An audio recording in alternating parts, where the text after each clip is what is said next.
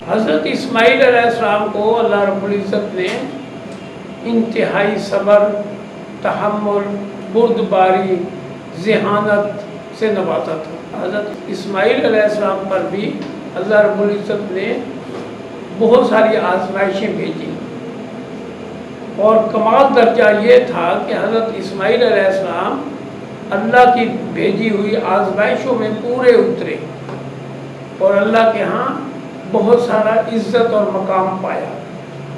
سب سے پہلی آزمائش اس وقت اتری جب حضرت اسماعیل علیہ السلام شیر خارگی کے زمانے میں تھے، یعنی والدہ صاحبہ کا دودھ پیا کرتے تھے۔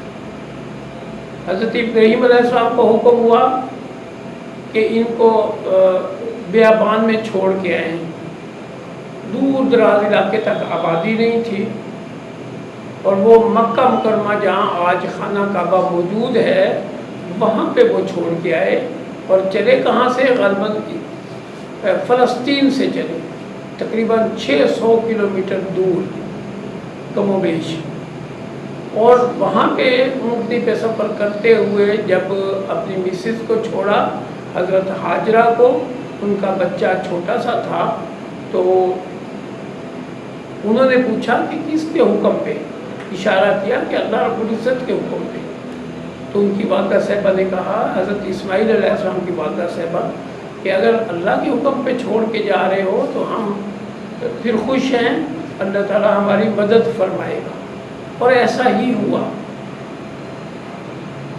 کہ پیاس لگی بچے کو، والدہ صاحبہ کو پیاس لگی، شدت بھوک کی وجہ سے نڈھال ہونے لگے، اور وہاں سے پھر حضرت حاجرہ علیہ السلام پانی کی تلاش کے لیے، ساتھ والی پہاڑیاں دو تھیں، ایک کا نام مروہ اور ایک کا نام صفا۔ تو پہلے مروہ پہ چڑھی، اوپر دیکھا چاروں طرف کوئی انسان یا قافلہ نظر نہیں آیا، تو پھر نیچے اتری، صفا کی طرف چڑھی، صفا دوسری پہاڑی تھی، تو بیچ میں کچھ راستہ ایسا آیا، اس میں حضرت اسماعیل علیہ السلام نظروں سے اوجھل ہو گئے۔ جب اوجھل ہو گئے تو انہوں نے تھوڑی دوڑ لگائی تاکہ مجھے دوبارہ بچہ بھی نظر آئے، میں دوسری پہاڑی پہ بھی پہنچ جاؤں۔ تو دوڑ لگا کے پھر آگے آہستہ آہستہ چل کے صفا پہاڑی پہ چڑھی، اور وہاں چاروں طرف دیکھا، نہ کوئی انسان نظر آیا، نہ کوئی قافلہ نظر آیا، نہ کہیں پانی کا سراغ ملا۔ اسی طرح وہاں سے واپس آتی ہوئی مروہ پہاڑی پہ چڑھی، 7 چکر لگائے۔ جب 7واں چکر مکمل ہوا، اور ہر چکر میں وہ جو درمیان والا راستہ تھا وہ تقریباً 50 میٹر کا فاصلہ بنتا ہے، 150 فٹ تقریباً اندازہ، اس جگہ آ کے دوڑ لگاتی، دوسری پہاڑی پہ چڑھتی، پھر پہلی پہاڑی پہ چڑھتی۔ 7واں چکر جب تھا تو ان کی نظر پڑی کہ کچھ چمک پڑ رہی ہے۔ جب انہوں نے غور کیا، آگے جا کے دیکھا، بچوں کے پاؤں کے پاس تھوڑا چمکارا تھا، ایک ریفلیکشن تھا۔ جب قریب جا کے دیکھا تو وہ اللہ رب العزت نے مدد فرمائی، تو وہ پانی نکل رہا تھا، پانی کا چشمہ، جس کو آج آب زمزم کہتے ہیں۔ اب یہاں پہ 2-3 باتیں آپ لوگوں کو سمجھانی ہیں کہ جو بھی عمرہ کرنے جاتا ہے یا جو بھی حج کے لیے جاتا ہے تو وہ صفا مروہ، صحیح اس کو کہتے ہیں، لفظ صحیح استعمال کرتے ہیں، وہ صحیح ضروری ہے۔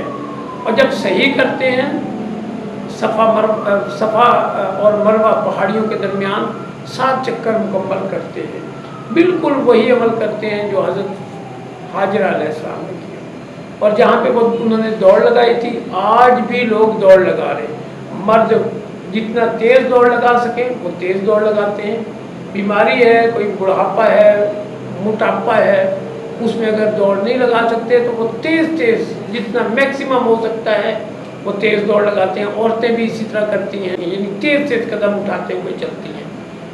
میرے رب کو یہ عمل اتنا پسند آیا کہ اب قیامت کے آخری دن تک اس عمل کو دہراتا جاتا رہے گا، ہر بندہ دہرائے گا۔ جب تک نہیں دہرائے گا اس کا عمرہ نہیں ہوگا، حج نہیں ہوگا۔ اور آب زمزم کا نام کس طرح پڑا؟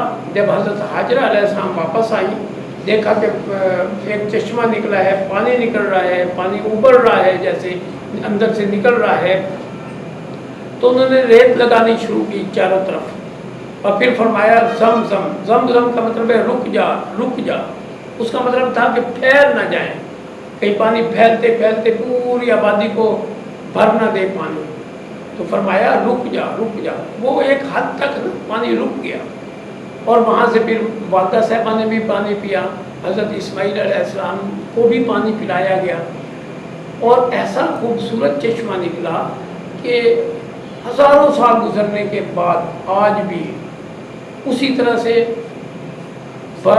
توانائی سے بھرپور ہے، اور اسی طرح سے میٹھا ہے اور خوب ذائقے والا ہے۔ پوری روئے زمین پر واحد پانی وہ ایسا ہے کہ جس میں پوری غذائیت ہے، بھوک بھی مٹ جاتی ہے، پیاس بھی مٹ جاتی ہے، ہر طرح کے منرلز، وٹامنس اور جو جسم کو خوراک چاہیے ہوتی ہے، ہر طرح کی خوراک موجود ہے۔ پوری روئے زمین پر اینالائسس کیا گیا، چیک کیا گیا، اس طرح کا پانی کہیں نہیں ملا۔ پانی کوئی بھی بھر کے آپ رکھ لیں، اس میں اسمیل شروع ہو جاتی ہے، اس میں جراثیم پیدا ہونے لگ جاتے ہیں، کیڑے پیدا ہو جاتے ہیں۔ واحد وہ پانی ہے آب زمزم کا، پورے روئے زمین پر نہ اس میں اسمیل آتی ہے۔ میں نے اپنے گھر میں 2 سال رکھا، 2010 میں گیا تھا تو 10-10 لیٹر کی کینس تھی، ایک تو تقسیم کر دی، ایک اپنے پاس رکھی، کبھی کبھار ہم استعمال کرتے تھے۔ 2 سال میں نہ اس کا ذائقہ چینج ہوا، نہ اس کے کائی لگی، نہ اس کا رنگ چینج ہوا، اور نہ اس میں وہ جو مٹھاس تھی وہ ختم ہوئی یا کھارا پانی پن آیا، کچھ بھی نہیں، بالکل سیم وہی چیز۔ اور دوسری بات، علماء کرام اللہ والے بتاتے ہیں کہ اگر پورے ایک جگ پانی میں یا ایک کولر ہے پانی میں، کولر پانی میں 2-4 قطرے ڈال دو تو ساری خصوصیات آب زمزم والی بن جاتی ہیں۔ اللہ تعالیٰ بہتر جانے، اللہ تعالیٰ کے علم میں ہے یہ چیزیں، اللہ تعالیٰ اس پر عمل کی